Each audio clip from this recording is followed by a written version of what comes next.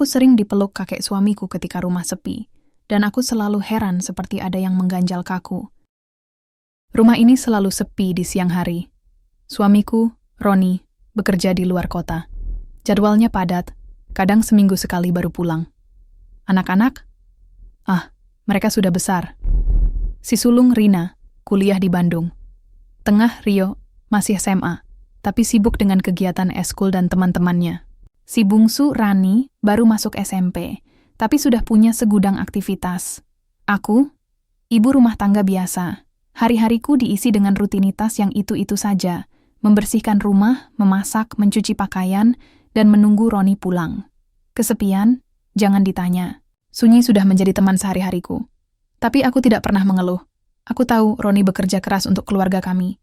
Aku percaya, suatu hari nanti, kami akan bisa menikmati waktu bersama, tanpa harus terpisah jarak dan waktu.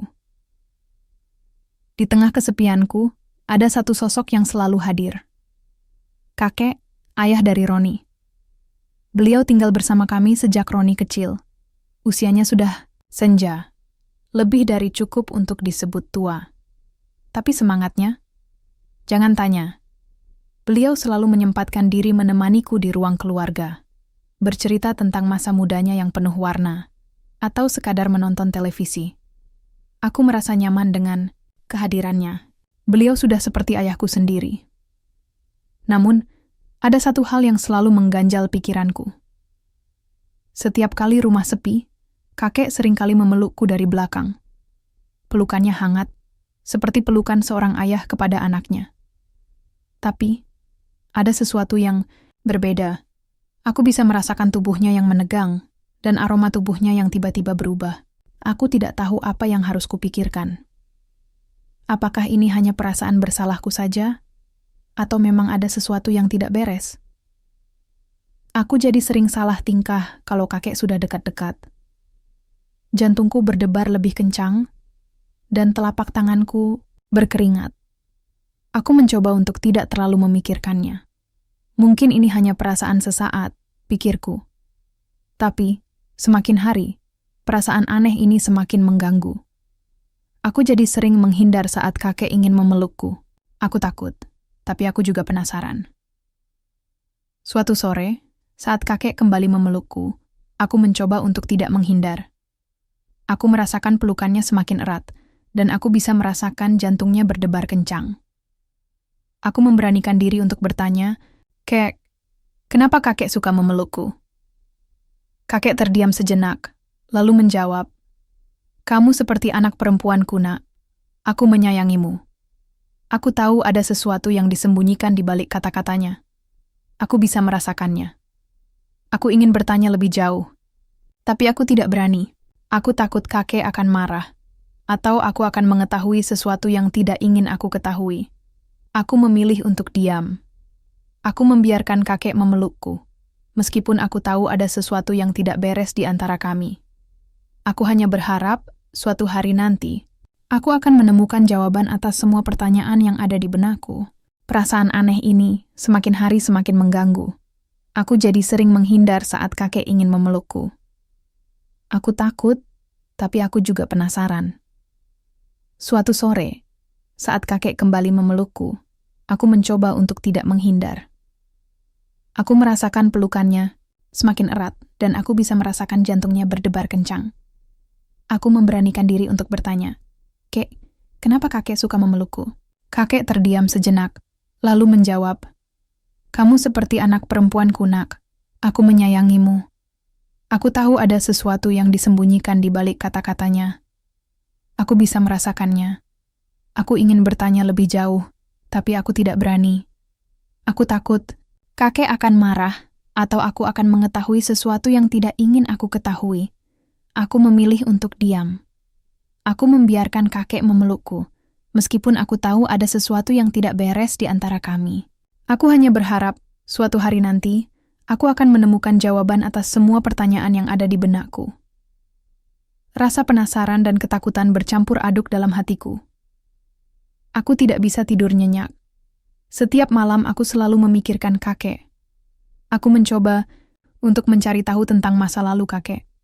Aku bertanya kepada Roni Tapi dia hanya mengatakan bahwa kakek adalah orang yang baik dan penyayang. Aku tidak percaya begitu saja. Aku terus mencari informasi tentang kakek, hingga akhirnya aku menemukan sebuah foto lama. Foto itu menunjukkan kakek bersama seorang wanita muda. Wanita itu sangat cantik, dan kakek terlihat sangat bahagia di foto itu. Aku bertanya kepada Roni tentang wanita itu, dan dia mengatakan bahwa itu adalah istri pertama kakek. Istri kakek meninggal dunia saat melahirkan anak pertama mereka. Aku mulai mengerti. Kakek masih menyimpan rasa cinta yang mendalam kepada istrinya, dan mungkin aku mengingatkannya pada istrinya itu. Aku memutuskan untuk berbicara dengan kakek. Aku ingin memahami perasaannya, dan aku ingin dia tahu bahwa aku tidak nyaman dengan pelukannya. Suatu malam, aku mengetuk pintu kamar kakek. Kakek membukakan pintu dengan wajah terkejut. Aku masuk ke kamarnya dan duduk di tepi ranjang. Aku menceritakan semua yang aku rasakan. Aku mengatakan bahwa aku takut dengan pelukannya, dan aku tidak ingin dia terus melakukannya. Kakek mendengarkan dengan seksama. Setelah aku selesai berbicara, kakek terdiam cukup lama. Lalu dia berkata, "Maafkan kakek, nak. Kakek tidak bermaksud membuatmu takut. Kakek hanya merindukan istri kakek." Aku mengangguk mengerti. Aku tahu kakek tidak bersalah. Dia hanya seorang pria tua yang kesepian. Aku memeluk kakek, dan dia membalas pelukanku dengan erat. Aku merasakan kehangatan dan kasih sayang dari pelukannya. Aku tahu, kakek tidak akan pernah lagi membuatku takut. Setelah malam itu, aku merasa lebih lega. Aku tidak lagi merasa takut atau penasaran dengan kakek. Aku hanya ingin menjadi cucu yang baik untuknya. Aku ingin menemaninya di masa tuanya, dan aku ingin dia tahu bahwa aku menyayanginya. Setiap pagi, aku menyiapkan sarapan untuk kakek. Kami makan bersama di ruang makan, sambil bercerita tentang banyak hal. Kakek selalu bercerita tentang masa mudanya yang penuh petualangan. Aku mendengarkan dengan seksama, dan aku merasa seperti sedang ikut berpetualang bersamanya.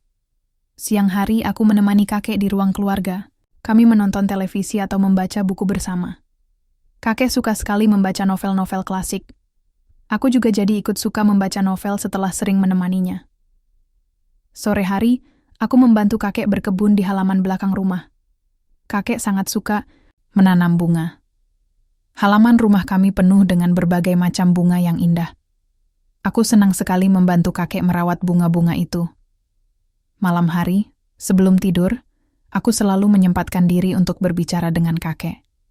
Kami bercerita tentang hari yang kami lalui, atau sekadar bertukar pikiran tentang berbagai macam hal. Aku merasa sangat nyaman berbicara dengan kakek. Dia selalu memberikan nasihat yang bijaksana, dan dia selalu mendengarkan dengan penuh perhatian. Aku merasa sangat beruntung memiliki kakek di hidupku. Dia adalah sosok yang sangat penting bagiku. Aku tidak tahu apa yang akan terjadi jika aku tidak bertemu dengannya. Mungkin aku akan tetap menjadi seorang wanita yang kesepian dan ketakutan. Kakek telah mengubah hidupku menjadi lebih baik. Dia telah memberiku keberanian untuk menghadapi ketakutanku, dan dia telah memberiku kebahagiaan yang tidak pernah aku rasakan sebelumnya. Aku akan selalu menyayangi kakek. Aku akan selalu menjadi cucu yang baik untuknya. Aku akan selalu menemaninya di masa tuanya, dan aku akan selalu mengenang semua kenangan indah yang telah kami ukir bersama. Aku merasa sangat beruntung memiliki kakek di hidupku. Dia adalah sosok yang sangat penting bagiku. Aku tidak tahu apa yang akan terjadi jika aku tidak bertemu dengannya. Mungkin aku akan tetap menjadi seorang wanita yang kesepian dan ketakutan. Kakek telah mengubah hidupku menjadi lebih baik. Dia telah memberiku keberanian untuk menghadapi ketakutanku, dan dia telah memberiku kebahagiaan yang tidak pernah aku rasakan sebelumnya. Aku akan selalu menyayangi kakek. Aku akan selalu menjadi cucu yang baik untuknya. Aku akan selalu menemaninya di masa tuanya, dan aku akan selalu mengenang semua kenangan indah yang telah kami ukir bersama. Suatu hari, Roni meneleponku. Dia mengatakan bahwa dia akan pulang lebih cepat dari jadwalnya. Aku sangat senang mendengar kabar itu. Aku sudah tidak sabar ingin bertemu dengannya. Aku memberitahu kakek tentang kepulangan Roni. Kakek juga terlihat senang. Dia mengatakan bahwa dia sudah merindukan Roni. Keesokan harinya, aku dan kakek pergi ke bandara untuk menjemput Roni. Kami menunggu dengan tidak sabar di ruang tunggu. Tak lama kemudian, aku melihat Roni berjalan keluar dari pintu kedatangan. Aku langsung berlari, menghampirinya dan memeluknya erat. Aku merindukanmu, sayang, bisikku di telinganya. Aku juga merindukanmu, sayang, jawabnya sambil membalas pelukanku. Aku memperkenalkan Roni kepada kakek. Roni mencium tangan kakek dan mengucapkan terima kasih karena telah menjaga aku selama dia tidak ada di rumah. Kakek tersenyum dan berkata, "Kamu tidak perlu berterima kasih, nak. Aku sudah menganggapmu seperti anakku sendiri." Kami berdua tersenyum mendengar perkataan kakek. Kami tahu, kakek benar-benar menyayangi kami. Setelah itu, kami bertiga pergi makan malam di sebuah restoran.